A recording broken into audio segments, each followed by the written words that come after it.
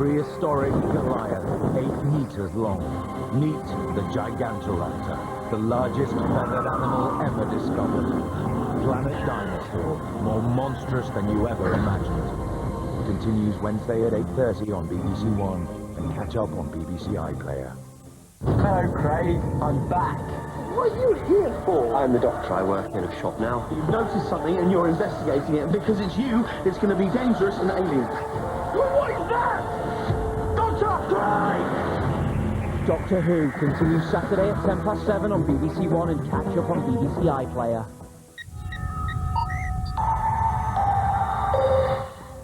Edge of the Seat, nerve-jangling new drama now on BBC One, and it's the beginning of the end in the last ever series of Spooks. I always liked you, Harry. Teddy. What are you hoping for here? For rape, for murder. Takes him back to the mansion so that he can satisfy a perverted lust. He's deceived you, Dr. Quoth. I don't think so. It'll take a while to process. And then we'll see if it matches. This is a mad ball. No one told me he was going to get killed. The Body Farm, Tuesday at 9 on BBC One. Catch up on BBC iPlayer. Can you see them? The fates are coming. It's inevitable.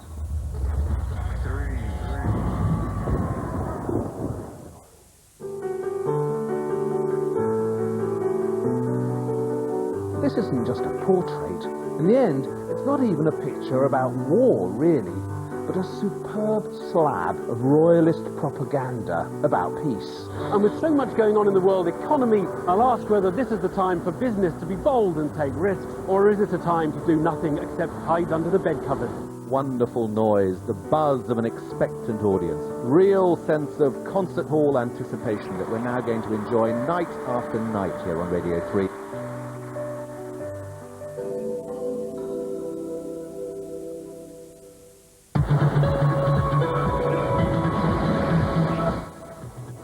The news now on BBC One and BBC One HD with Michelle Hussein. Liberal Democrats make a push against tax cuts for the wealthy, insisting their policies are making a difference in the coalition.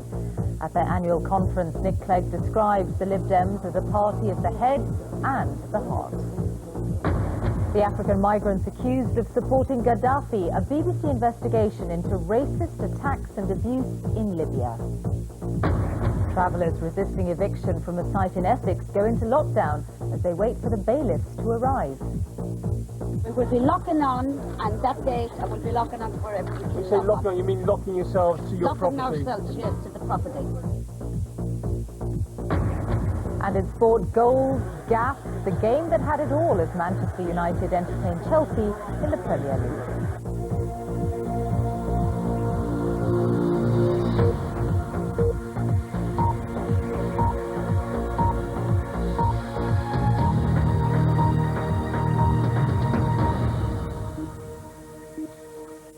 Good evening. Tax cuts are still dominating the Liberal Democrats conference in Birmingham, with senior figures insisting that the 50p rate mustn't be scrapped without an alternative tax on the wealthy. The Deputy Prime Minister, Nick Clegg, also made a renewed appeal to Middle England, saying that his was the party of those who worked hard, who paid their taxes and who followed the rules. Our Deputy Political Editor, James Landell's report contains some flash photography. His party is scoring low in the opinion polls, but Nick Clegg's target is clear. He wants the Liberal Democrats at the centre ground of British politics, a party, he says, of the head as well as the heart, that offers voters not just a fair society, but also a strong economy. It's a pitch he hopes will resonate not just with his party members here at their conference, but with voters outside as well. My real concern is what happens to those millions of people kind of on ordinary incomes, on low and middle incomes. They often get overlooked in this debate about what happens, the benefit system at the bottom, the wealthiest at the top. And the wealthiest, he said, should continue to pay the 50p top rate of tax, unless it were replaced by another tax on the rich that raised the same amount of cash, a figure the Treasury estimated at more than £2 billion. I, of course, think we should look at other ways in which the wealthiest pay that pay the amount that we'd expected through the 50p rate. But Mr Clegg's promise of fairness, alongside a new crackdown on tax evasion and a £500 million growth fund, cut little ice with public sector workers demonstrating in Birmingham against the coalition spending cuts. I don't trust him at all. You know, he made so many promises before he was voted in, and he's just gone back on them all. I'm judging them on what they're doing, not on what Nick Clegg is saying. The Lib Dem's president, though, insisted that the party was making a difference. Liberal Democrat ministers are the guarantors of fairness in a government that will be an absolute nightmare without them. So, support from his party president, and tonight, support from his wife, who joined him as he prepared for the week ahead. James Landau, BBC News, Birmingham.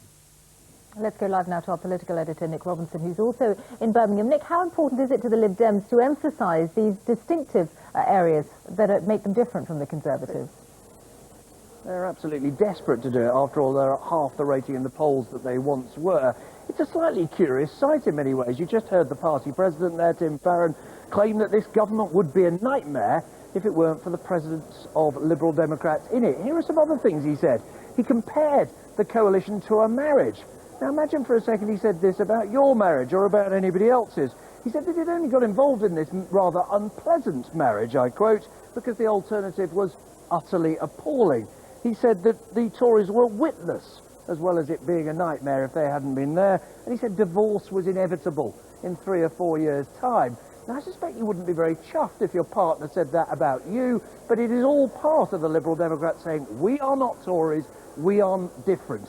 That's why there's this row, slightly synthetic, frankly, about cutting the 50p rate, because it doesn't seem to be on the government's agenda at the moment. And tomorrow, why the Business Secretary, Vince Cable, will insist that he is determined to curb pay at the very top, not just in the public sector, but in the private sector too. And whatever the dividing lines, then the emphasis remains on the economy. And the curiosity is that there is no division on that, the most contentious issue between the government and the opposition. Within government, between the two coalition parties, they are all committed still to the deficit reduction strategy, despite the anxiety about the state of the global economy.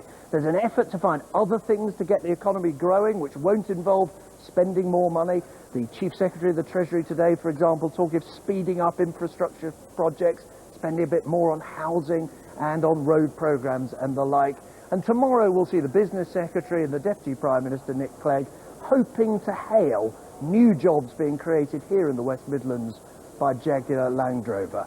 But the odd thing about this conference is, despite all that economic anxiety, it is not the central question of debate here. Okay, Nick, thank you very much indeed. Our political editor there, reporting live from Birmingham. A suspected burglar has been killed following an incident in Greater Manchester. Police were called to a house in Bramall near Stockport last night and discovered a man with knife injuries. A 39-year-old man was arrested on suspicion of murder. A second suspected intruder has been arrested.